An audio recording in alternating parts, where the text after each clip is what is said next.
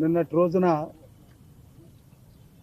తెలుగుదేశం పత్తిపాడు నియోజకవర్గ బీజేపీ జనసేన ఉమ్మడి అభ్యర్థి డాక్టర్ బూర్ల రామాంజనేయులపై మరి తెలుగుదేశం పార్టీ కార్యకర్తలపై వైసీపీ నాయకులు జరిపినటువంటి దౌర్జన్యము దాడులు పూర్తిగా రాజ్యాంగ విరుద్ధం.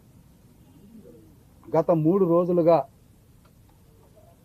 పత్తిపాడు నియోజకవర్గ వైసీపీ అభ్యర్థి బాలసాని కిరణ్ గారి ఆధ్వర్యంలో వాళ్ళ పార్టీ నాయకులు వాలంటీర్లతో పార్టీ ఆఫీసులోనే మీటింగులు పెట్టి ఓటర్ లిస్టులో క్యాస్ట్ వైజ్గా పార్టీ వైజ్గా ఐడెంటిఫికేషన్ చేయించి ఆ పని చేసినందుకు వాళ్ళకి 5,000 రూపాయలు డబ్బులు ఇవ్వడం, వాళ్ళకి గిఫ్ట్ ప్యాకెట్లు ఇవ్వడం జరుగుతూ ఉన్నప్పటికీ దాని మీద అధికారులకు కంప్లైంట్ చేసినా మరి ఏదో ఒకరో ఇద్దరినో వాలంటీర్ని సస్పెండ్ చేయడం తప్పిస్తే అలాంటి సమావేశాలు జరగకుండా చూడాల్సినటువంటి బాధ్యతను ఇటు రెవెన్యూ అధికారులు కానీ పోలీసు అధికారులు కానీ చేపట్టలేకపోవడం అనేటువంటిది దురదృష్టకరం.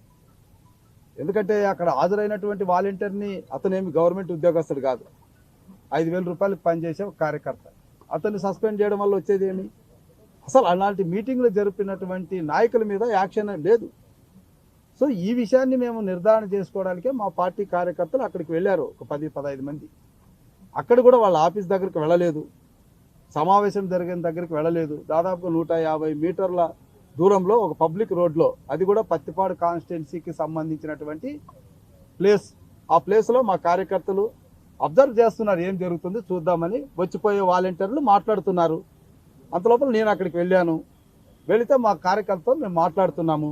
మాట్లాడే లోపల 30-40 మంది ఆఫీసు నుంచి బరాబరా వచ్చేసి ఫెరోసియస్గా మా కారు మీద దాడి చేసి మా అద్దాలు పగలగొట్టి మీరు ఇక్కడ ఏం పని, మీరు వెళ్ళిపోండి అని చెప్పడం అనేది పూర్తిగా రాజ్యాంగ విరుద్ధం.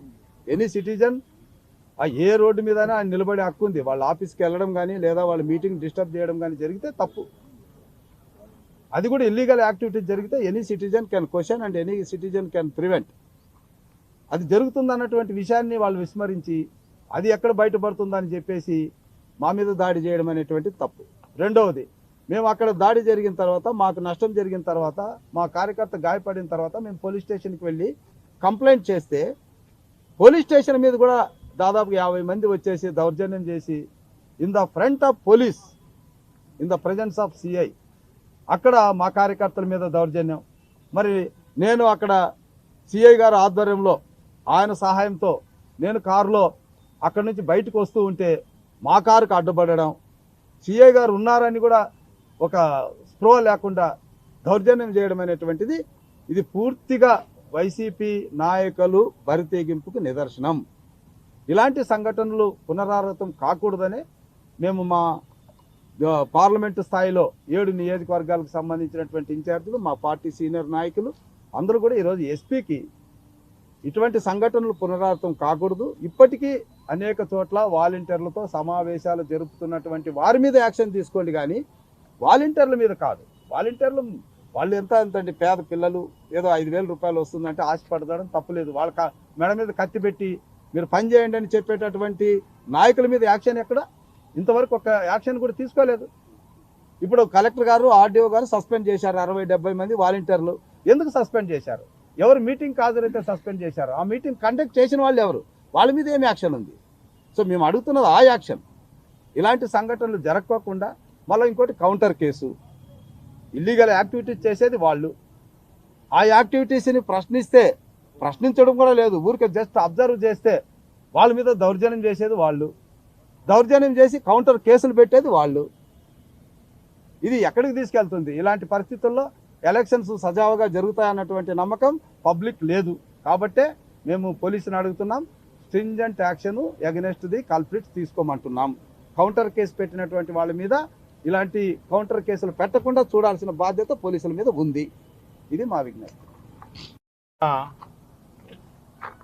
ఒకసారి మనం రాజకీయ పరంగా చూస్తే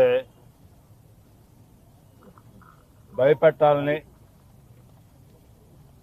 ఎన్నికలు ఈ రకంగా ఉంటాయని చెప్పే ఉద్దేశంతో జరిగిన సంఘటనలాగా నాకు కనపడతా ఉంది. ప్రజాస్వామ్యంలో మరి ముఖ్యంగా ఎన్నికల షెడ్యూల్ ప్రకటించిన తర్వాత యావత్తు యంత్రాంగం అంతా కూడా ఎన్నికల కమిషన్కు లోబడి పనిచేయాల్సినటువంటి పరిస్థితి ఉంటే ఇంకా వీళ్ళకి మొత్తం వదిలినట్టు లేదు. ఈ అధికారులకు కానీ వాలంటీర్లకు కానీ లేకపోతే సచివాలయం క్యాడర్ కానీ. ఈరోజు ఈ సందర్భంగా నేను చెప్పదలుచుకుంది ఏంటంటే, ఇదే విధంగా మీరు భయపెట్టాలనుకుంటే మీరు మళ్ళా ఇలాంటి ఇన్సిడెంట్స్ ఎక్కడన్నా జరిగితే ఇంతకి ఇంత ఉంటుందని చెప్పి చెప్పాలనేది నా ఉద్దేశం. ఇవాళ ప్రజలు తిరగబడతా ఉన్నారు మీ మీద, అయినా కూడా మీకు బుద్ధి రావట్లా. మీరు సిగ్గు కానీ లజ్జ కానీ మీకు ఎక్కడా లేదు. బరి తెగించున్నారు. ప్రజాస్వామ్య విలువల్ని కాపాడాలనే ప్రయత్నం ఎక్కడ కూడా ఒక్క చోట కూడా మీరు చేయట్లా. చాలా స్పష్టంగా కనపడతా ఉంది. ఎన్నికల కమిషన్ చాలా స్పష్టంగా చెప్తా ఉంది, వాలంటీర్ల వ్యవస్థ కానీ సచివాలయాల వ్యవస్థ కానీ ఏ యంత్రాంగంకి సంబంధించిన వ్యక్తులు కోపు కాయొద్దు, ఏ పార్టీకి లేకపోతే వాటిలో పాల్గొనొద్దు అని చెప్పి చాలా స్పష్టంగా చెప్పినా కూడా సిగ్గు శరం లేకుండా మీరు ఈ రోజున మీరు ఇందులో పార్టిసిపేట్ చేస్తూ ఉంటే, దానికి వంత పాడుతూ ఉంటుంటే, తగాదాలను ప్రోత్సహిస్తూ ఉంటుంటే, ఘర్షణ వైఖరికి మీరు దారితీస్తూ ఉంటుంటే మేము ఊరుకుంటూ ఉండాలి. మేము కేసులు పెట్టించుకోవాలి, మీరు మా మీద కేసులు పెడతారు, పైగా దాడులు చేస్తారు, మా ఆస్తులు ధ్వంసం చేస్తూ ఉంటారు. అంటే మేము మా బాణీ ఇది అని చెప్పి మీరు చెప్పాలనే ప్రయత్నం అయితే, మా బాణీ కూడా మీరు చూడాలనుకుంటే ఖచ్చితంగా ఇవాళ ఎస్పీ గారికి రిప్రజెంటేషన్ ఇచ్చాం, ఇట్లాంటివి జరగకుండా చూడమని చెప్పి. ఎస్పీ గారు కూడా చేయలేని పరిస్థితిలో మాకు మేము రక్షించుకోగలిగినటువంటి పరిస్థితి ఈ పార్టీకి ఉంది. అది లేకపోతే గతాన్ని చూసుకోండి, ఖచ్చితంగా అది అమలు చేస్తామని చెప్పి ఇది మీకు స్పష్టంగా మీ ద్వారా తెలియజేస్తా ఉన్న వైసీపీ పార్టీ వారికి. ప్రతిపాడు నియోజకవర్గంలో స్వర్ణభారతి నగర్ సమీపంలో జరిగిన ఇన్సిడెంట్ని ఒకసారి గమనిస్తే అధికార దుర్వినియోగానికి పరాకాష్ఠగా వైసీపీ కనిపిస్తూ ఉంది. మోడల్ కోడ్ ఆఫ్ కాండక్ట్ వచ్చింది. నియమావళి ప్రకారం వ్యవహరించాల్సిన అధికార యంత్రాంగం నిమ్మకు నీరెత్తినట్టుగా కనిపిస్తుంది. తూతు మంత్రంగా సమీక్షలు నిర్వహించడం, తూతు మంత్రంగా చర్యలు తీసుకోవటం, సస్పెన్షన్లు కాదు కావాల్సింది. జరుగుతున్న అక్రమాలని నిరోధించగలిగే స్థాయికి అధికార యంత్రాంగం ఎదగాలి. ఎందుకంటే ఏ హోదా కూడా లేని ఒక వ్యక్తి ప్రతిపాడు నియోజకవర్గంలోని నియోజకవర్గ ఇన్ఛార్జ్ కిరణ్ కుమార్ అనే ఆయన మాజీ ఎమ్మెల్యే కాదు, నియోజకవర్గానికి సంబంధించిన ఎమ్మెల్యే కాదు, దేనికి పార్టీలో ఒక హోదా ఉంది అంతే. పార్టీలో అతను ఒక వ్యక్తి, అతను పార్టీ కార్యక్రమాలు నిర్వహించుకోవచ్చు. కానీ ప్రభుత్వ యంత్రాంగాన్ని పిలిపించి వాలంటీర్లని సచివాలయ సిబ్బందిని పిలిచి మీటింగులు నిర్వహించే హక్కు ఎక్కడిది? దాన్ని ఎందుకు అధికార యంత్రాంగం నిరోధించలేకపోతున్నారు? ఈ విషయాన్ని తెలుసుకొని దాన్ని అబ్జర్వ్ చేయడానికి అలాంత దూరంలో ఉన్న వాళ్ళ మీద దాడి చేస్తే పోలీసులు ఏం చేస్తున్నట్టు? దాని మీద కంప్లైంట్ ఇవ్వడానికి పోలీస్ స్టేషన్కి వెళ్తే పోలీస్ స్టేషన్ కూడా వచ్చి దాడి చేయాలని ప్రయత్నం చేస్తే పోలీస్ స్టేషన్లో జరిగిన ఇన్సిడెంట్కి బాధ్యత ఎవరు తీసుకుంటున్నారు? ఈ విషయాలన్నిటి మీద ఖచ్చితంగా యాక్షన్ తీసుకోవాలి. పైగా తిరిగి ఒక ఎస్సీ ఎస్టీ కేసు పెట్టారని అర్థం అవుతాం. అంటే రామాంజనేయులు ఏ క్యాస్టు? ఆయన కూడా ఎస్సీయే కదా. అంటే గత సంస్కృతిని ఇంకా మర్చిపోలేదా మీరు? ఎస్సీల మీద మళ్ళీ తిరిగి ఎస్సీ ఎస్టీ కేసు పెట్టే సంస్కృతిలోనే ఈ ప్రభుత్వం పనిచేస్తుందా? అంటే ప్రభుత్వం విధానాలు మారాల్సిన అవసరం ఎంతైనా ఉంది. కారణం ఏంటంటే మీరు ఎన్నికల కమిషన్ నియమ నిబంధనల ప్రకారం పనిచేయాలి. ఆ నిబంధనలు ఒకసారి పుస్తకం దగ్గర పెట్టుకొని వ్యవహరించండి. పోలీస్ స్టేషన్కి వచ్చి దౌర్జన్యం చేసే వాళ్ళ విషయంలో పోలీస్ యంత్రాంగం సార్ మీరు ఎక్కడి నుంచి వెళ్ళిపోండి అని పోలీస్ స్టేషన్లోనే సలహా ఇచ్చాడంటే సర్కిల్ ఇన్స్పెక్టర్ గారు మరి ఎక్కడికి వెళ్ళి నిలబడాలి? అంటే ఇంకా మత్తు వేయలేదు మీరు. జగన్మోహన్ రెడ్డి ఎటువంటి పరిస్థితుల్లో తిరిగి అధికారానికి వచ్చే అవకాశం లేదు. మీరు కానీ శుతిమించి వ్యవహారాలు నడిపితే మీ ఉద్యోగాలు ఓడటం ఖాయం.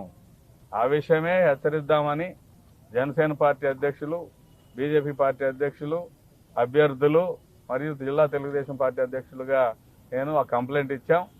ఎస్పీ గారు సానుకూలంగా స్పందించారు. చూద్దాం, సరైన దిశగా చర్యలు లేకపోతే ఇటువంటి అంశాలు ఎంత స్థాయికైనా తీసుకెళ్తామని తెలియజేస్తాం. చూడండి వీడియో కెమెరాల్లో ఈయన మరి ఎమ్మెల్యే కాదు, ఏమి కాదు, ఎంతమంది పోలీసులు ఒక వ్యక్తి బర్త్డేకి కేక్ కట్ చేస్తున్నారు. ఎందుకు చెప్తున్నారంటే మా అభ్యర్థి మీద దాడి జరిగి పోలీస్ స్టేషన్కి వెళ్తే ఆయన మీదే కేసులు పెట్టి పోలీస్ స్టేషన్లో హడావుడి చేస్తున్నారంటే దానికి కారణం ఇది, ఈ సంస్కృతి. కాబట్టి మేము ఎస్పీ గారిని అడిగింది ఏంటి అంటే ఇలాంటి వ్యక్తులపై ఇమీడియట్గా మీరు చర్య తీసుకోండి. రెండోది, ఇలాంటివి పునరావృతం కాకుండా ఏ విధమైనటువంటి ప్రివెంటివ్ చర్యలు తీసుకుంటారు. ఎందుకంటే కలెక్టర్ గారో లేకపోతే ఎలక్షన్ కమిషనర్ ఒక్కసారి వాలంటీర్లు ఉండకూడదని చెప్తే సరిపోదు. మీరు ప్రతి 2-3 రోజులకు ఒకసారి ప్రెస్ మీట్లు పెట్టి అందరికీ రిపీటెడ్గా చెప్పాల్సిన అవసరం ఉంది. అదేవిధంగా కఠినమైన చర్యలు వేరే వాళ్ళు భయపడే విధంగా చేయాల్సిన అవసరం ఉంది. వాలంటీర్లే కాదు, ఒక్కొక్కసారి వాళ్ళ కుటుంబ సభ్యులను కూడా ఇన్వాల్వ్ చేసి చేస్తున్నారు. కాబట్టి మీరు న్యాయపరంగా, ధర్మపరంగా ఏ విధంగా చేయాలో అవి చేయండి. తెలుగుదేశం పార్టీ మేము దానికి పూర్తిగా సహకరిస్తాం. మా నుంచి ఎటువంటి తప్పు లేకుండా మేము చూసుకుంటామని ఎస్పీ గారికి చెప్పాం. ఆయన కూడా సానుకూలంగా స్పందించారు. Thank you. వైసీపీ నైతికంగా ఈ రాష్ట్రం నుంచి వెళ్ళిపోతుంది అనడానికి నిన్న జరిగిన సంఘటనే ఉదాహరణ. వైసీపీ పార్టీకి కార్యకర్తలు లేకపోబట్టే ఈ యొక్క వాలంటీర్ల మీద డిపెండ్ అయ్యి వాలంటీర్ని బెదిరించి వాళ్ళ ఇంట్లో వాళ్ళని కూడా బెదిరించి మా కార్యకర్తలాగా పనిచేయండి, లేకపోతే మీ ఇంట్లో వాళ్ళని కూడా ఇబ్బంది పెడతాము అని చాలా దురదృష్టంగా రామాంజలి గారి మీద దాడి చేయడం మేము భారతీయ జనతా పార్టీ, జనసేన, టీడీపీ నుంచి ఖండిస్తున్నాము. ఏదైతే ఎలక్షన్ కోడ్ వచ్చిన తర్వాత కూడా ఈ పోలీస్ శాఖ వారికి తొత్తులుగా పనిచేయటం, పోలీస్ స్టేషన్ మీద దాడి జరిగితే కనీసం ఇప్పటికీ కూడా వాళ్ళని ఐడెంటిఫై చేయకపోవడం, ఒక బండి లైసెన్స్ లేకుండా స్పీడ్గా వెళ్ళిపోతుంటేనే ఈ సీసీ కెమెరాలు పట్టుకొని నెక్స్ట్ డేకే వాళ్ళని తీసుకొచ్చి అరెస్ట్ చేసి 3rd డిగ్రీ బ్రేక్ ఇచ్చే ఈ పోలీసులు 24 గంటలు గడుస్తున్నా కూడా పోలీస్ స్టేషన్ మీద దాడి చేసిన వారిని కానీ అయితే రామాంజలి గారి వెహికల్ మీద దాడి చేసిన వారిని కానీ పట్టుకోపోవటం, కనీసం వారిని పిలిపించకపోవటం ఈ యొక్క రాష్ట్ర శాఖ పోలీసులు వైసీపీ వాలంటీర్లుగా పనిచేస్తున్నారు. వాలంటీర్లేమో వైసీపీ కార్యకర్తలాగా పనిచేస్తున్నారు. దీని మీద ఎలక్షన్ కమిషన్కి, కలెక్టర్ గారికి, ఎస్పీ గారికి కూడా కంప్లైంట్ ఇవ్వడం జరిగింది. వీళ్ళందరూ కూడా సానుకూలంగా స్పందించారు. రానున్న రోజులు ఇట్లాంటి దురదృష్టకరమైన సంఘటనలు జరగకుండా చూడాలని మేము ముగ్గురం కూడా గట్టిగా కోరుకుంటున్నాం. నిన్నటి రోజు జరిగినటువంటి ఘటన ప్రజాస్వామ్యాన్ని కూలీ చేసే విధంగా ఉన్నటువంటి సంఘటన. వైసీపీ ప్రభుత్వం ఏర్పడినప్పటి నుంచి కూడా ఇటువంటి సంఘటనలు జరుగుతూనే ఉన్నాయి. ఈ రోజున మరలా ఎలక్షన్లు జరగబోతూ ఉన్నాయి. ఎలక్షన్ నోటిఫికేషన్ వచ్చింది. వాలంటీర్గా ఎవరైతే వీరు నియమించుకున్నారో వారందరితో కూడా ఎలక్షన్లో పనిచేసుకోవడం కోసం ఈ వైసీపీ ప్రభుత్వం ప్రయత్నం చేస్తూ ఉంది. అందులో భాగంగానే దాన్ని అధికారుల దృష్టికి తీసుకురావడం కోసం మా రామాంజనేయులు గారు ప్రతిపాడు కంటెస్టింగ్ మా క్యాండిడేటు, టీడీపీ క్యాండిడేటు, వారు ప్రయత్నం చేసే విధానంలో వైసీపీ వారిపై దాడి చేయటం చాలా దుర్మార్గం. మేము ఒకటే చెప్తా ఉన్నాం, ఇప్పుడు ఈ రోజున వైసీపీ వారు చెప్పినట్టుగా వాలంటీర్లు పనిచేస్తే రాబోయే రోజుల్లో మీ భవిష్యత్తును మీరే నాశనం చేసుకునే వాళ్ళు అవుతారు. మేము ఎక్కడా కూడా వాలంటీర్లు తొలగిస్తామని చెప్పట్లేదు. వాలంటీర్ల వ్యవస్థగానే చూస్తాం. వారిని రాజకీయంగా ఎక్కడ ఉపయోగించుకోమని చెప్పి కూడా భారతీయ జనతా పార్టీ కానివ్వండి, జనసేన కానీ, టీడీపీ కానీ చెప్తా ఉన్నారు. ఈ రోజున మీరు వారి దగ్గర లొంగి పనిచేయాల్సిన అవసరం లేదు. ధైర్యంగా మీరు ప్రభుత్వ జీతం తీసుకుంటా ఉన్నారు. ప్రభుత్వానికే పనిచేయండి తప్పితే వ్యక్తులకు పనిచేయొద్దని చెప్పి కూడా కోరుతా ఉన్నాం. దాంతోపాటుగా వైసీపీ నాయకులు హెచ్చరిస్తూ ఉన్నాం, మీరు కనుక ఇటువంటి దాడులకి ప్రయత్నం చేస్తే మేము కూడా ప్రతి దాడులకు దిగితే విజయవాడ నుంచి వచ్చి ఇక్కడ పోటీ చేయబోతున్నటువంటి బలసాని కిరణ్ కుమార్ కానీ, వైసీపీ కార్యకర్తలు కానీ ఇంట్లో నుంచి రాకుండా కట్టడి చేయగల సైన్యం మా దగ్గర ఉంది. ఆ ధైర్యం మాకుందని చెప్పి కూడా తెలియజేస్తా ఉన్నాం. ఎలక్షన్స్ని సజావుగా జరగడానికి మా 3 పార్టీలు సహకరిస్తే మీకు కూడా ప్రజాక్షేత్రంలో మీకు గనక నమ్మకం ఉంటే ప్రజాస్వామ్యబద్ధంగా ఎలక్షన్స్కి రండి ముందు. లేదు మేము దౌర్జన్యాలు చేస్తామంటే మాత్రం మేము కూడా తప్పనిసరిగా దౌర్జన్యాన్ని ప్రతిఘటిస్తాం. మీపై ఎటువంటి చర్యలు తీసుకోవడానికైనా కూడా మా 3 పార్టీల కార్యకర్తలు సిద్ధంగా ఉన్నారని హెచ్చరిస్తాం. ఎలక్షన్స్ గౌరవిస్తూ ఉన్నాం, ప్రజాస్వామ్యాన్ని గౌరవిస్తూ ఉన్నాం కాబట్టి మీరు ఇటువంటి ఆటలు ఆడుతూ ఉన్నారు. ఏ రోజైతే మీరు శృతి మించారో ఆ రోజున మిమ్మల్ని కట్టడి చేయడానికి మేము కూడా ప్రయత్నం చేస్తామని చెప్పి కూడా హెచ్చరిస్తాం. ఎందుకు దెబ్బ తగిలింది దాని మీద కేసు మేము కొట్టాం.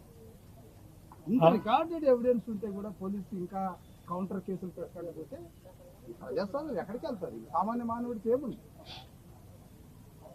జిల్లా కలెక్టర్ గారు 2 సంవత్సరాలు పనిచేసి ఒక ఐఏఎస్ ఆఫీసర్గా పూర్తి చేస్తుంటే మా కార్యకర్తల మీద ఈ విధంగా ఉంటుంది. సామాన్యమైన కార్యకర్తల మీద ఎలా ఉంటుంది? ఇది చూడండి, ఇంత జరుగుతున్నాయి ఇంతవరకు తెలిసింది.